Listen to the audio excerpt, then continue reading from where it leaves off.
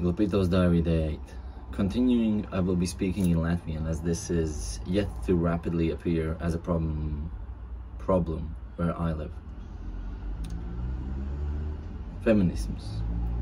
Latvijā aizsācies 1800.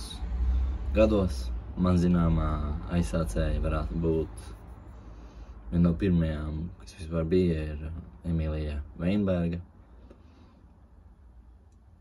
Ideja par vienlīdzīgām tiesībām sievietēm un vīriešiem.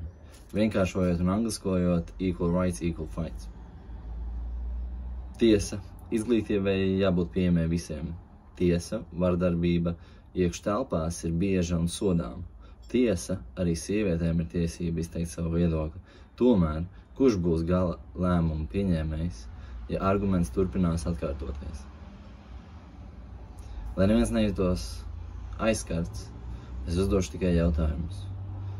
Vai tu vēlies, lai pēc 20 gadiem tava meita tiktu iesaukta armijā vienlīdzības dēļ?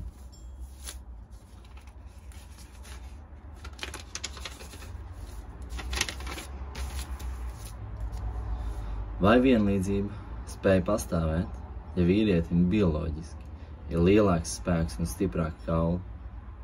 Jo tu pazīsti sievietes, kuras ir spēcīgākas kā daudz vīrieši, vai viņas varētu pieveikt spēcīgāko vīrietis pasaules, vai spēcīgākā sieviete varētu pieveikt spēcīgāko vīrieti, stiprākā boksere pret, piemēram, Maiku Taisonu. Komanda veidojas ar cilvēkiem, kuri sanāk kopā, katrs ar savām dotībām. Ir kapteinis, palīgs, apkopējs un airātājs.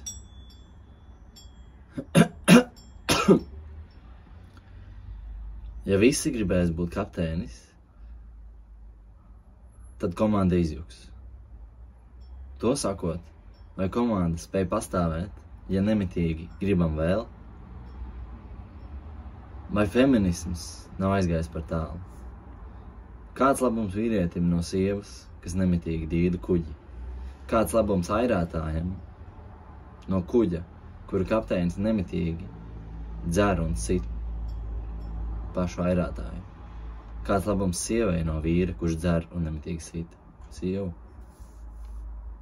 Mīlestība ir viss, kas mums ir.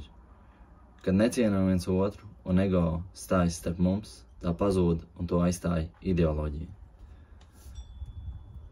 Tiesa, ja vīrietis nespēs saņemties un uzvilkt džinsus, tad to izdarīs sieviete.